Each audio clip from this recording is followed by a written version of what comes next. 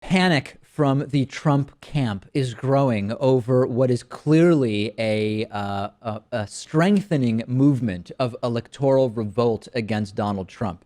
Last week, on November 30th, I told you about a source that communicated to me that there were 15 Republican Trump electors that had quietly formed a coalition to revolt against Trump on December 19th and were also working on convincing other electors. On December 1st, that notion was confirmed to me by a well-placed and historically successful Democratic operative.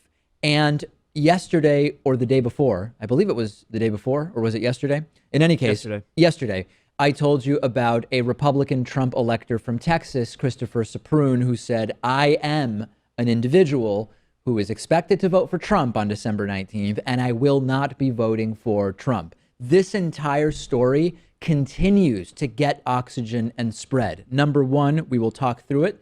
Politico reporting that advocates of this bid for an electoral revolt have been in contact with close allies of Hillary Clinton, according to multiple sources familiar with the discussions. Now, you might remember, and I told you this either last week or the week before, that the Clinton camp and the DNC both have refused to endorse these efforts spearheaded by, number one, groups of electors in Colorado and Washington state to revolt in the Electoral College. They have said after, I guess, during or after Jill Stein raised the money for at least some of the recounts, they said, we support the doing of recounts, but we're not alleging that there was voter fraud. We're not expecting the results to change, et cetera, et cetera.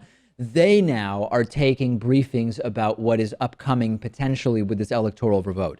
In addition to that, we have a law firm offering free legal advice to electors that are considering revolting against Donald Trump.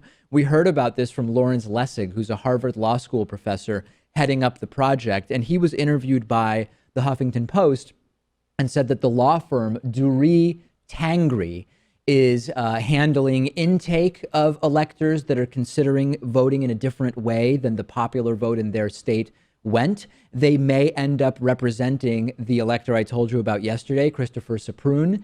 And the idea here, Pat, is different states have different rules, as we've talked about what the punishments are, if any, for electors who choose to go in a different direction.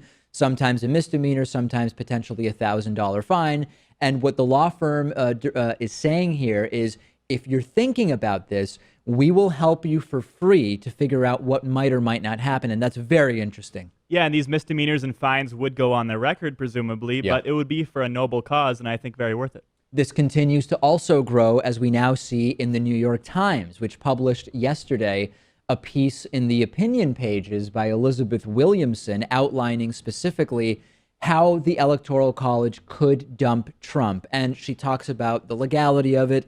I won't sort of rehash that because we've talked about that many, many times, but she made three main points. Number one, and I don't think any of us are missing this, this is a very, very, very long shot. Number two, that after all, Republicans do control the House of Representatives, and that if somehow Donald Trump was denied the 270 electoral votes that he needs to become president of the United States, that ultimately the House of Representatives would more than likely still select Trump, and that if they didn't, it would not go to Hillary Clinton, because even if the 270 were denied to Trump, and even if the House of Representatives decided not to vote in Trump, it would be probably some other Republican, and we're really getting way, way, way ahead of ourselves. But the important thing here, Pat, and the fascinating thing is when this started on November 30th, with my source talking about 15 electors, there was very little discussion of this, almost no discussion whatsoever. And over time, our stories on this have gotten more and more attention.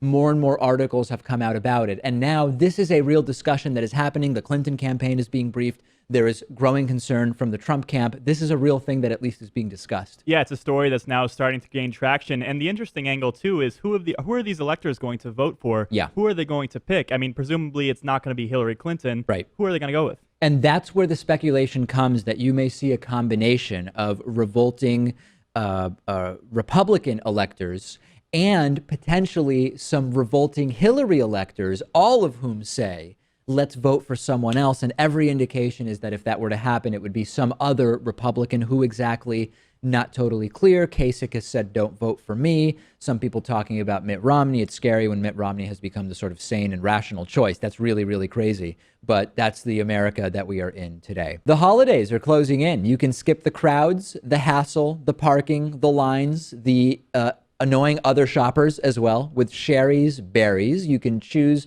fresh berries dipped in white, milk, or dark chocolate, topped with chocolate chips, the decorative swizzle, or chopped nuts. Not just berries. They've also added some amazing seasonal treats just in time for the holidays. You can pre-schedule a delivery day, and the gift from Sherry's Berries will be delivered fresh and on time, guaranteed.